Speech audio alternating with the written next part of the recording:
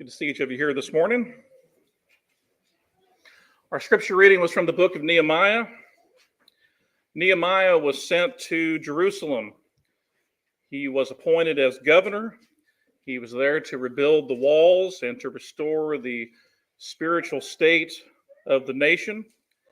What he finds there was disturbing, not only in the wall itself, but in the people. He found that the nobles were oppressing the people. The people were being forced to mortgage their fields, their vineyards, and their houses in order to get grain because of the famine that was so bad. It was going even farther than that, as they were even having to sell their children into slavery. And so the rebuke that Nehemiah gives in verses 8 and 9 is for that reason, because it was such an awful thing that was going on. And so he says to them in verse 8, "We, according to our ability, have redeemed our Jewish brothers who were sold to the nations. Now, would you even sell your brothers that they may be sold to us?" Then they were silent and could not find a word to say. And again I said, "The thing which you are doing is not good. Should you not walk in the fear of our God because of the reproach of the nations, our enemies?" And so he puts it to them about what they were doing, how that wasn't right with God, how they needed to remember what all had happened previous. But it's of course that phrase that he mentions in verse 9 that I want us to focus on today. Should you not walk in the fear of our God? Should that not be what concerns you? Shouldn't you walk that way? You know, these were nobles that he was talking to. They were leaders for the people. They were to be good examples. They were to show the people what was right by the way that they conducted themselves. And just for us to think about that for ourselves today as Christians, should we not walk in the fear of our God? Should that not be the way that we are conducting ourselves? The Lord expects that of us today, to walk similar to that, walking in the fear of God. And so we're going to talk about that this morning in our lesson, and talk about the example that we set in the things that we do, how we live. And anyway, I hope it'll be a good study for us this morning. So, of course, we are to be good examples. So many passages that talk about the example that we set and the need to be good in that regard. Some different illustrations are used. For example, that of salt. We are to be salt. Matthew 5 and verse 13. "You are the salt of the earth, but if the salt has become tasteless, how will it be made salty again? It is good for nothing anymore except to be thrown out and trampled underfoot by men." Pretty common verse, pretty easy to understand in many ways. You're the salt of the earth. That's who you are as followers of Jesus. Now, I don't know that I've ever had salt that's lost its saltiness, and I don't know that if you just leave salt out, it's gonna lose that. You know, sodium chloride, when does it stop becoming sodium chloride? I don't know. But I do know that it can have impurities. It can have things in it other than sodium chloride. And it can lose its effectiveness, it can lose its saltiness, and it can come to a point of not being good anymore because it's not what it was supposed to be, not what the intention was. And so how do you make it salty again if it's full of impurities, if it's not doing what it's supposed to do? You can't, right? You got to just throw it out. You can't make it salty again. You've got to get some more salt. And so it's not good for anything anymore. So you think about ourselves and who we are, what we're trying to do. We are to be salt. We are to have those qualities about us. We are to be seasoned amongst those that we are around. And so that's pretty important, that kind of example, to be the salt of the earth. We don't want to be good for nothing or not good for our intended purpose. We don't want to be of those that, well, you might as well just throw you to the side and walk on you because you're not who you're supposed to be. And so it is important to think about, are we being the examples we need to be? Are we the salt of the earth as Jesus talks about here. Because again, we can appreciate salt. Larry can certainly appreciate salt.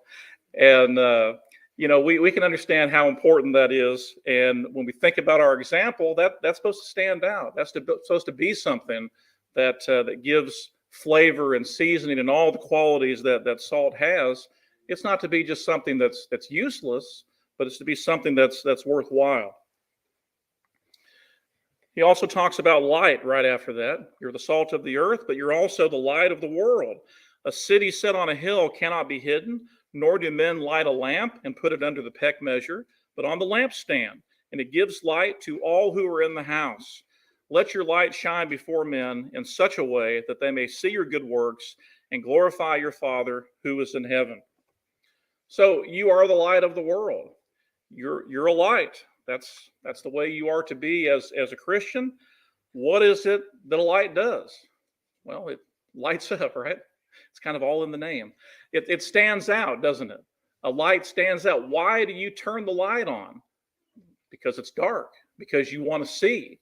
You want something to stand out so that you can see what it is that you're looking for.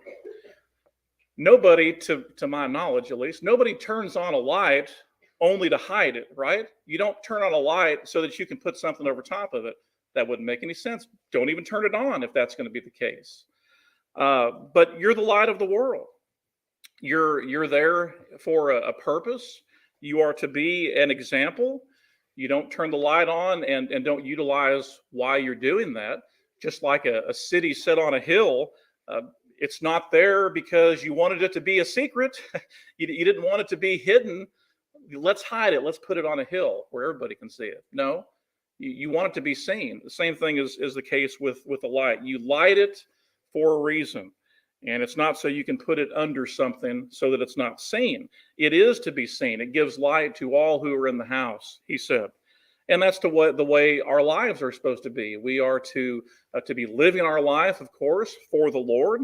And people are going to see the things that we do. Now, we're not doing things so that people see that, but that's the effect of being the light. We are to bring glory and honor to our Father who is in heaven. So pretty simple illustrations there that he gives in talking about who we are. We are salt. We are light. Another one that's given in the scripture is that of leaven. Lots of times when we talk about leaven, we talk about it in the negative because it is certainly used in that way. For example, in 1 Corinthians 5 and verse 6, when the man was having relations with his father's wife, and they were not acting as they should, and they weren't doing anything about that. You remember that Paul tells them a little leaven leavens the whole lump. This is not good what you're doing. You're being arrogant, and you're doing things you ought not, and they needed to get rid of that. But it is also used in a positive way in the parables in Matthew chapter 13 and verse 33. He spoke another parable to them. The kingdom of heaven is like leaven, which a woman took and hid in 3 pecks of meal until it was all leavened. And so it spread. It did what it was supposed to do. It had the desired effect. And you don't put leaven in something because you want just a part of that to be leavened. That's not going to happen. Your rolls wouldn't turn out so well if that was the case. No, it's going to spread. It's going to go throughout the whole bit of dough there. And that's the purpose of it. Same thing with the kingdom of heaven. It's supposed to spread. It's supposed to grow like that. And so that is something we are to be as well as Christians. Be an example. Spread a good example. Spread a good influence. Don't be bad, but spread a good example in the things that we are doing. Pattern is also something that we see as an example or in the way that we are doing things. Titus chapter 2, verses 7 and 8. In all things, show yourself to be an example of good deeds, with purity in doctrine, sound in speech, which is beyond reproach, in order that the opponent may be put to shame, having nothing bad to say about us. Translations do different things with that, but what I just read, show yourself to be an example of good deeds. The New King James and the Old King James use the word pattern. Show yourself to be a pattern of good deeds. I think the ESV uses the word model. Be a model of good works. And so that's to be who we are. A pattern, an example, a model of good deeds. What are we showing in the way that we live? Who is it that we belong to? And what is it that we are trying to accomplish? What is our pattern? And in the way that we are showing in our lives? That's a question that's good for us to ask and one for us to think about for ourselves, as it is so important. All right, let's talk a little bit about how we can serve as good examples. That's, of course, important, right? It's not just that we say we need to be, but how can we go about that? Certainly our words that we use, the things that we say, is very important. James chapter 1 and verse 26, James says, if anyone thinks himself to be religious and yet does not bridle his tongue, but deceives his own heart, this man's religion is worthless. There's a lot of people in the world that claim to be religious, don't they? A lot of people that claim to be religious. And yet, what does our speech say about us? What is it that our words show about who we are? If we think we're religious and yet we don't bridle our tongue, then we're deceiving ourselves. Our religion is worthless, he says. And so what does your speech say about you? What does my speech say about me? Got to make it personal. And that's important for us to think about. You know, what is it that I'm showing to others by the things that I say? Are we serving as a good example? Are we showing that in the words that we speak to others? Or are we giving mixed messages by what we claim versus what we are saying? Those are important things to think about, but it is a way that we serve as good examples. In order to think about that is the way that we talk. What about the way we act? What does our behavior say? 1 Peter chapter 2, verses 11 and 12. Beloved, I urge you as strangers and aliens to abstain from fleshly lusts which wage war against the soul. Keep your behavior excellent among the Gentiles, so that in the thing in which they slander you as evildoers, they may, on account of your good deeds, as they observe them, glorify God in the day of visitation. So think about that. How are we to act? How is our behavior? And when you think about the beginning of that sentence, as aliens and strangers, you know, lets us know and appreciate this isn't our home here. The world that we live in is not where we belong. We're looking forward to something else. We're looking forward to what comes ahead. This is just a temporary place. But then look what he says, abstain from fleshly lusts. Why should I do that? Because they wage war against the soul. I have to be concerned about the things of this world. I have to be concerned about the fleshly lusts in this world because they wage war against the soul. After all, there's the admonition there. Keep your behavior excellent. That's to be what we're concerned about, our example and our behavior. So why should I be concerned about so many things in this world? You know, why should I be concerned about modesty or the things that I wear? Whether a man or a woman, I should be concerned about that. Why?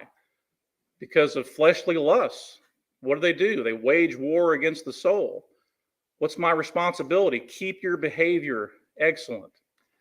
Why do I need to be concerned about parties and dances and things like that?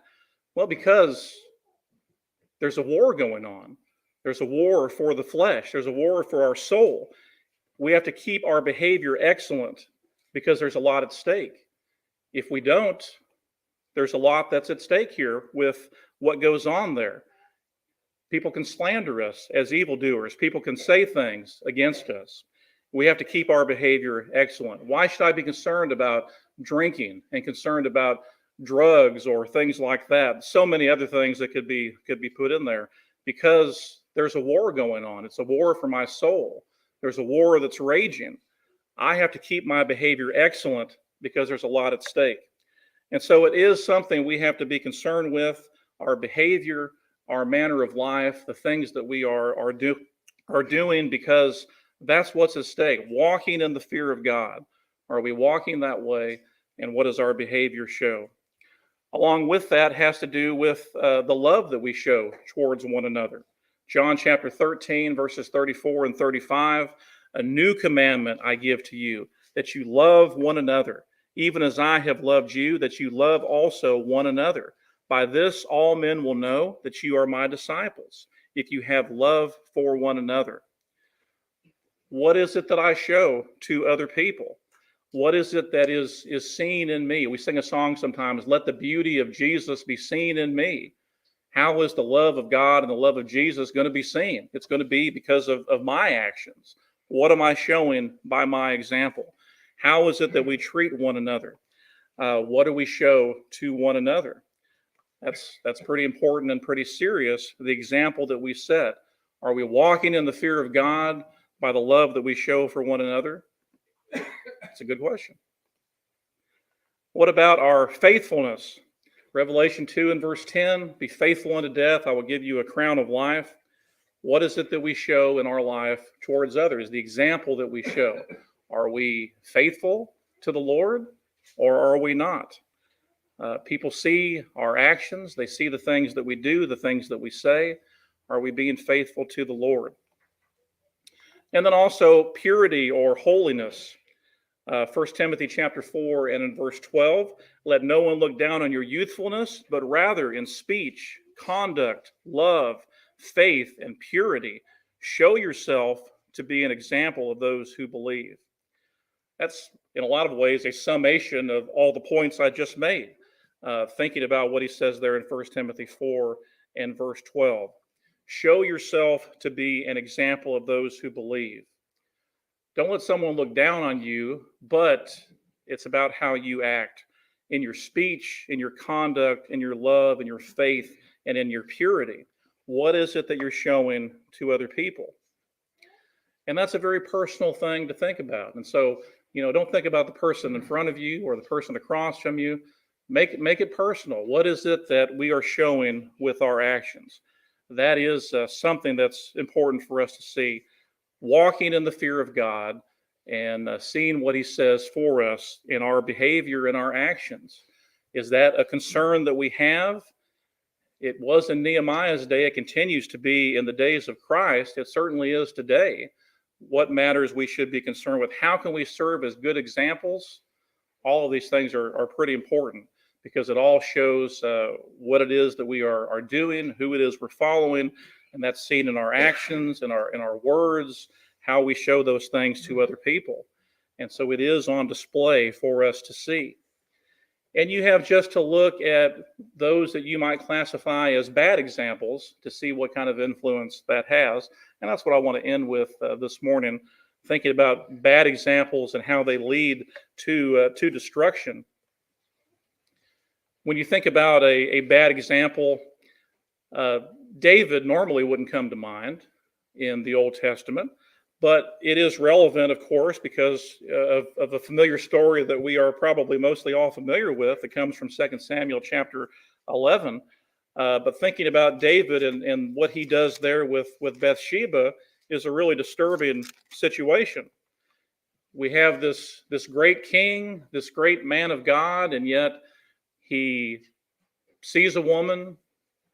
He takes the time to find out who she is, takes the time to send for her, has relationships with her. Adultery, let's just call it what it is. There's adultery that occurs. He sends her away. She becomes pregnant. And David finds out about that, sends to get her husband brought from battle, tries to get him to be with his wife so that it would not look like it's his child. But Uriah is a godly individual. He's not going to do that. Well, one thing leads to another, and he gets put on the front lines of the battlefield and gets killed. And one thing that's always been impressive about this story, in a negative way, of course, is just how much time takes place. This isn't a 1 or 2 day thing. I mean, there's months that goes by. David does this thing, and it just continues to fester because of how much time's involved in all of these things. And you think about then just how serious that is. All of this is going on, all of these actions that result in the death of Bathsheba's husband, and all that comes to play there. And now she's on the verge of giving birth. I mean, this has been a lot of time that's gone by. So when Nathan rebukes David in chapter 12, it's a pretty serious thing. And of course, we know David has a good heart, and how that ends up. But let's not lose the import of what's taking place here, and how this really changes everything for the future. Things have been going pretty good for David, and we find out that it's not really going to continue that way. There's going to be some problems and some hardship. And in verse 14, David is told, because by this deed you've given occasion to the enemies of the Lord to blaspheme, the child also that's born to you shall surely die. A lot of repercussions. He's told that the sword is not going to leave his household. And we know there's just a lot of problems that come from that. One thing on this particular round of studies that impressed me or stood out this time around was in verse 10 of 2 Samuel 12. Nathan tells David, therefore the sword shall never depart from your house, because you have despised me and have taken the wife of Uriah the Hittite to be your wife. I don't know why, but that's never stood out to me before, when God is saying, you have despised me. Never really thought about that. And on the surface, it's like, well, this is just between David and Bathsheba, right? No, so much more. You have despised me and what you did. And that just really stood out this time around, thinking about that. But the overall point, bad examples leading others to destruction, not only the death of the child, but so many bad things that came from this, not only for him personally, but for the nation on a whole. And it just really stands out as a terrible example, all because he saw this woman, lusted after her, and sent and committed adultery. Terrible things that took place. Bad examples can lead to destruction. All the more then we should be thinking about being a good example to ourselves, to our families, and to those that we are around. Think about the Pharisees. Yeah, it's easy to pile on the Pharisees, yeah, but it is a good example in a bad way, right? So I guess that's a bad example in what they stood for and who they are. In Matthew chapter 15 and verse 14, Jesus said, if a blind man guides a blind man, both will fall into a pit. And that's an interesting visual, yes, thinking about the blind leading the blind, but how serious that is to consider many of the Pharisees who were thought of as leaders, thought of as being the ones to look to and to go to, and yet they're leading people off the cliff. And like we talked about recently in Luke's class on Sunday morning, from the first part of Matthew 23, he tells them, all that they say, go ahead and do, but don't do as they do, because they weren't living it. Their example was showing something different than what they were saying. Their example was showing this really isn't that important, and yet what they were teaching may have been accurate, but what they were actually doing was not. Blind leading the blind. Stumbling blocks. That's a bad thing that can lead others to destruction. Matthew chapter 18. Who is the greatest is the question. Who is the greatest in the kingdom of heaven? Jesus is asked. And so Jesus has this little child come there, and he says in verse 4, whoever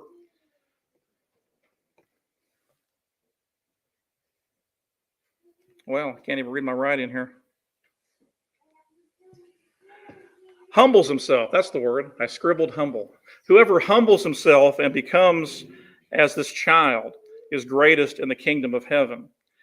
And so that was an interesting thing for him to say about this humility that a child has. That is to be a quality that we have, But he goes so much farther than that in what he says. It's not just, okay, be as a child and that be that, because he goes on to say in verses 6 and 7, whoever causes one of these little ones who believe in me to stumble, it is better for him that a heavy millstone be hung around his neck and that he be drowned in the depth of the sea. Woe to the world because of its stumbling blocks, for it is inevitable that stumbling blocks come, but woe to that man through whom the stumbling block comes. Be as a child, be humble like a child. That's who's going to be the greatest. Don't be a stumbling block. And that's a pretty sobering thing to think about.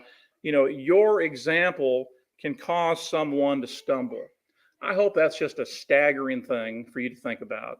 Your example can throw somebody off. Your example can cause somebody to fall. It can be the reason why somebody does commit sin, somebody disobeys the Lord, somebody falls away. It can happen because of you. It can happen because of me. That's a pretty serious thing to think about. And that's why that's so sobering to talk about. Don't be a stumbling block.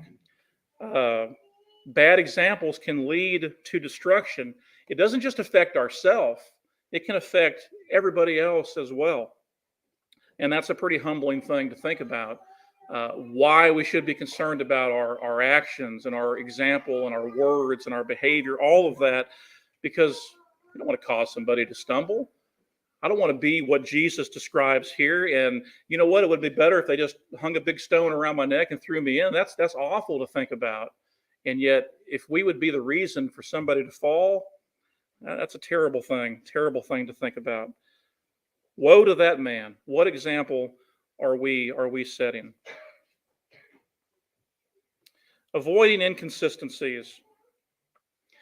It's not just the 21st century that there's kind of inconsistencies in this world that we live in and in people.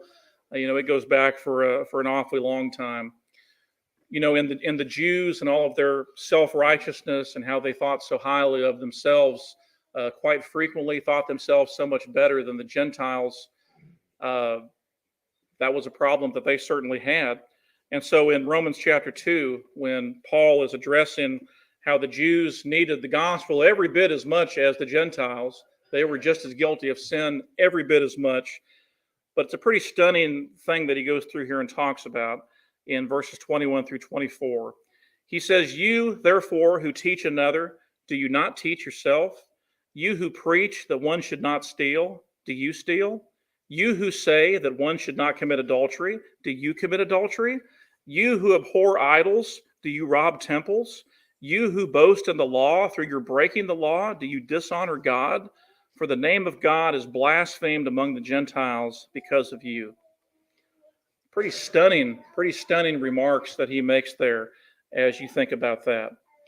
Because we have a responsibility, not just in what we say, but in what we do. And we have to be consistent. And that's always the difficult thing, right? Because it's not just what you tell somebody. It's also, well, what are you doing? How is your life? Are you living the way that you should? So we can't just say, you need to put God first. Well, okay, what are you doing? It's easy to say, but what are we doing? Are we putting him first? Is that what our behavior and speech and all of that say about us, the example that we set? If we're going to say that worshiping God is important, well, are you here? I hope you are. Are you here? If worship is important, you should be. If you say it's important, are you going to be here tonight? Those are things that people see, people that look at our actions. If we say it's important, what do our actions show about that? We need to raise our children to put God first. Well, is that what we are teaching? Is that what we are doing in our life? Is that the example that we are setting? And it's a terrifying thing to think about that the name of God could be blasphemed because of us. But that's kind of where we're at, isn't it? If our example and our behavior and our words and our deeds are not adding up, it can be a terrible thing. And I hope that that's a sobering and humbling thing to think about. It is certainly for me to think about avoiding inconsistencies, make sure our life is as it should be. It's not about pointing fingers at somebody else or saying you're not this or that. It is about thinking about ourselves and how we are, what our perception is of that, and how we appear and behave towards other people. And so it is important on a whole, putting it all together, to think about walking in the fear of God. What is it that motivates us to do the things that we do, to live the way that we live? What motivates our values and our behaviors, our words and our actions? What is that all about? It better be because of God and who he is and Jesus and what he's done for us. And because, I need to be better. I need to follow the Lord more closely. And I better be walking in the fear of God, because there's an awful lot at stake. And so as we think about that this morning, what are we going to do with that? Are we going to be a good example? Are we going to be a bad example? Are we going to see ourselves for how we really are? And of course, hopefully we're always trying to be a better example, trying to do more for the Lord. But that's certainly up to us to determine and to figure out whether we're going to follow the Lord or not, and to assess how we are doing. If you're not a Christian this morning, you have the opportunity to become one, to be an example to others on being obedient to the gospel of Christ. We see that in the scriptures, people obeying the gospel of Christ, putting the Lord on in baptism, recognizing their sinfulness, recognizing that they can't do anything about their sins, but Jesus died on the cross so that we can be saved. He made it possible for us to have that forgiveness, to be reconciled back to God, and to have that hope of eternal life. The Apostle Paul, later on in his life, he talks about in 1 Timothy chapter 1, he says, Jesus came into the world to save sinners, among whom I am foremost of all. He saw himself for what he really was.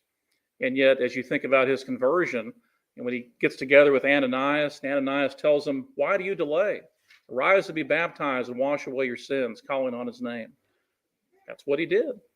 And he never turned back, did he? He continued to press forward, went through a lot of hardships in doing that, but he kept his eye on the prize. We have to keep our eye on the prize as well, thinking about what God has done for us through Jesus Christ and his desire for us to be right with him, so that we can look forward to eternity with him. This morning, if your life is not right, if you are a Christian but have not been living the right kind of life, you have the opportunity to get back on the right path. If we can help in any way this morning, please come forward so that we stand and sing. We pray for strength that our desires may be fulfilled, but weakness